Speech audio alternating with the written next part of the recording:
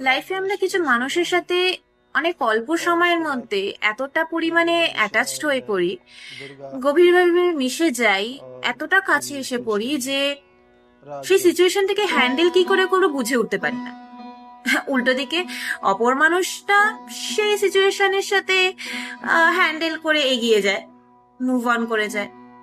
But আমরা যতক্ষণে সেই সিচুয়েশনটাকে হ্যান্ডেল করে ফেলি, ততক্ষণে আর সেই মানুষটা সেই জায়গায় দাঁড়িয়ে থাকে না।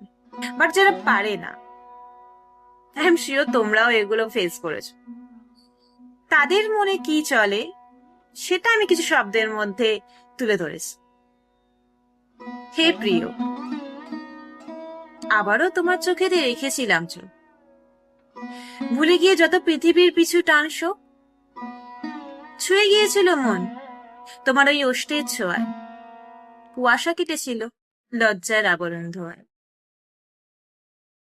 দূরত্ব টুটেছিল পদক্ষেপে ধীরে ধীরে, আকুলতা জেগেছিল অবাধ্য এ শরীরে। তোমার দেহের সুবাসে মাতাল ছিলাম আমি, সমাজের চেয়েও তুমি যে ছিলে বড্ড দামি, ঠিক আর ভুলের মাপকাঠি গিয়েছিল খুঁজে, নিষেধের রেখা তোমার বাহুতে গিয়েছিল মুছে।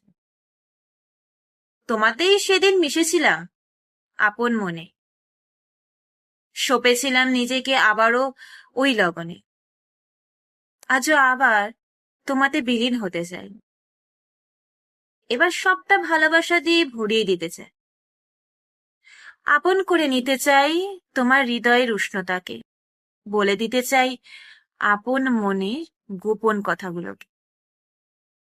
আবার সেই মুহূর্তগুলোকে কাটাতে চাই আমরা, কিন্তু সেগুলো হয়ে ওঠে না, অনেকটা দেরি হয়ে যায়।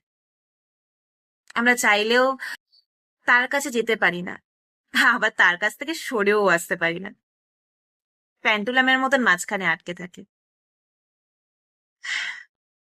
দেখো, কিছু করার নেই, এই সিচুয়েশন থেকে নিজেদেরকেই বেরিয়ে আসতে হবে। যাই হোক, কেমন লাগলো জানিও।